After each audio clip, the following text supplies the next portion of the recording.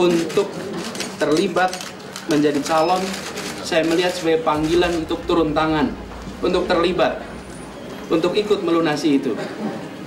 Dan saya mengatakan saya akan luruskan niat, saya akan tegaskan sikap, dan bismillah saya akan menyampaikan siap untuk menjadi calon di dalam konvensi calon presiden Partai Demokrat. Elektabilitas Partai Demokrat juga naik signifikan menjadi 17,2% jika mengusung Anies sebagai capres. Dalam simulasi tertutup, elektabilitas Demokrat sebesar 10,9%.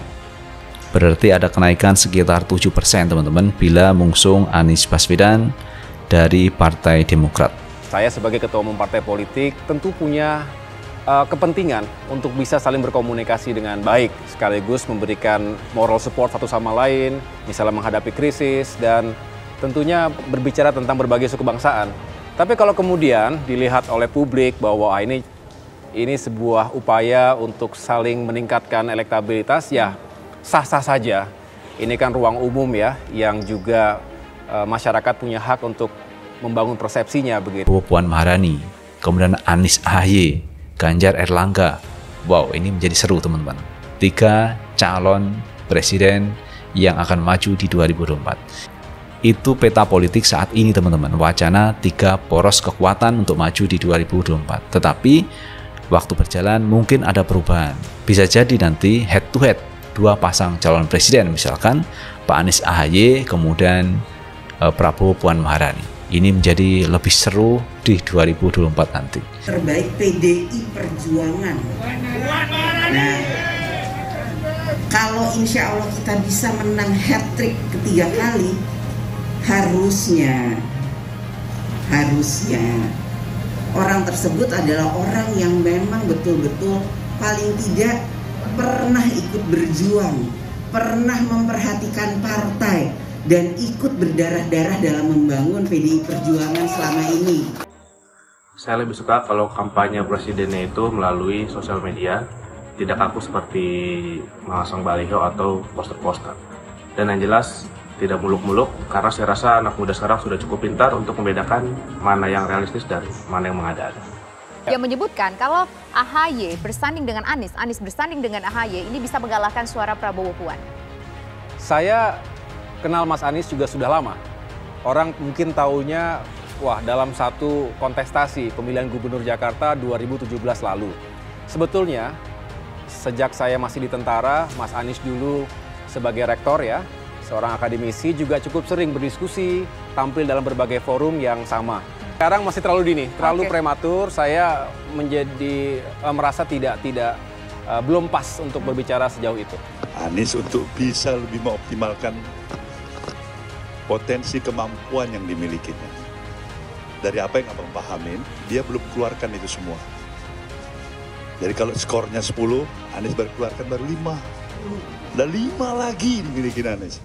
Jadi ini dalam perspektif apa yang saya pahamin amat dibutuhkan oleh kita. Dibutuhkan oleh warga Jakarta, dibutuhkan oleh bangsa. 2 kombinasi figur ini cukup saling melengkapi. Satu kekuatan, katakanlah selain sipil militer yang telah dibilang, Anies basisnya sipil, kemudian AHY ada militer. 2 figur ini juga kalau kita analisa, mereka berangkat dari kekuatan basis yang relatif saling melengkapi. Kalau Anies Baswedan itu kekuatannya kerap dibilang kan di barat, di Jawa Barat, basisnya Pak Prabowo pada 2019, DKI Jakarta, Banten, dan sebagian Sumatera. Dan kelemahan Pak Anies itu adalah di Jawa Tengah dan seterusnya. Mestinya ada peluang bagi AHY untuk membangun di Jawa Timur dan sebagainya, beliau dari Pacitan. Ingin sukses dalam pemilu, termasuk juga jika ada jalan dan peluang bagi Nasdem dan Demokrat untuk memiliki peran-peran yang strategis dan besar ke depan. Salah satunya tentu berbicara pemilu 2024 kan tidak akan terlepas dari pembahasan bagaimana peta konstelasi dan juga opsi-opsi koalisi. Tentu, saya rasa ini yang selalu juga menjadi perhatian dari semua parpol, termasuk Nasdem dan Demokrat. Jalan dengan terus bagaimana membangun chemistry yang pada akhirnya nanti kita lihat ke depan. Atas silaturahmi yang hangat, atas kesejarahannya, komunikasi Bang Surya baik dengan Pak SBY maupun dengan Partai Demokrat, tentu ini akan menjadi chemistry yang bisa semakin solid, dan saya kira kalau memang nanti ketemu pada akhirnya ini akan menjadi bagian masa depan Indonesia. Insya Allah apabila semuanya berjalan dan sesuai dengan harapan, insya Allah apabila semuanya seperti apa yang kita harapkan, dukungan itu kan tidak bisa hanya datang daripada satu kelompok, termasuk satu institusi partai politik seperti Nasdem. Kita mengharapkan dukungan para pihak untuk anak-anak bangsa ini yang memenuhi kapasitas dan kapabilitas, ya kan, memimpin negeri ini.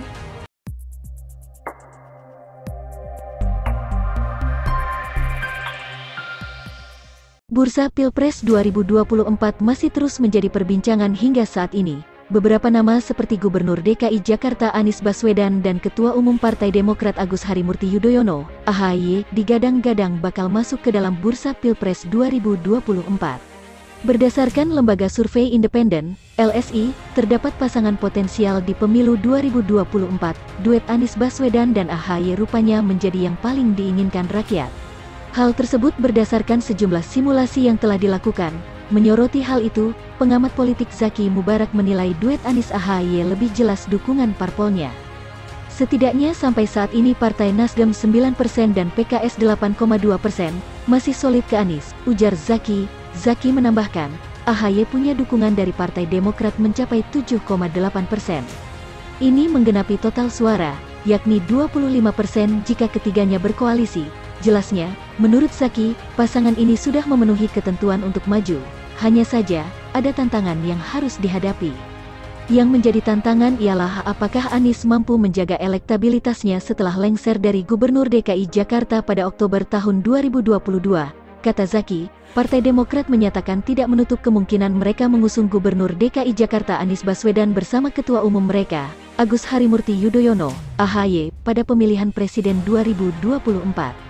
Demokrat juga membuka peluang untuk berkoalisi dengan PKS, PAN dan Nasdem. Kepala Badan Komunikasi Strategis Partai Demokrat, Herzaki Mahendra Putra menyatakan bahwa Demokrat siap menduetkan AHY bersama Anies pada Pilpres 2024. Apalagi, dalam simulasi berbagai survei pasangan Anies AHY disebut unggul atas pasangan lainnya. Simulasi pertama Pilpres diikuti 4 pasangan calon, antara lain Anies AHY, Prabowo Puan, Ganjar Airlangga, dan Gatot Nurmantio Ridwan Kamil. Dari simulasi tersebut, hasilnya Anies AHY lebih unggul dengan dukungan sebesar 32,8%. Sementara itu, Prabowo Puan berada sebesar 28,6%, Ganjar Airlangga 14,1%, dan Gatot Ridwan 7,2%. Hal tersebut diungkapkan oleh Direktur LSI Fatur Rahman. Kemudian pada simulasi kedua, pasangan Anies AHY juga unggul. Anies AHY mendapatkan dukungan 36,9%. Di berbagai survei, simulasi pasangan calon presiden dan wakil presiden untuk Pilpres menunjukkan Anies dan AHY menunjukkan elektabilitas yang cukup tinggi. Apalagi ketika dipasangkan berdua, aspirasi rakyat yang kami temui, maupun yang terekam melalui hasil survei, tentu akan dengarkan dan resapi benar, ujar Kepala Badan Komunikasi Strategis Partai Demokrat, Herzaki Mahendra. Herzaki menyatakan bahwa mereka membuka peluang untuk berkoalisi dengan partai lain yang basis masanya juga mendukung Anies Baswedan. Herzaki juga mengklaim bahwa Partai Demokrat telah menerima aspirasi dari masyarakat soal dukungan terhadap AHY. Dukungan itu diterima ketika putra dari Presiden ke-6 Indonesia, Susilo Bambang Yudhoyono, tersebut melakukan safari Ramadan pada bulan lalu. Ketika keliling safari Ramadan, banyak aspirasi yang disampaikan masyarakat, meminta AHY menjadi presiden di tahun 2024.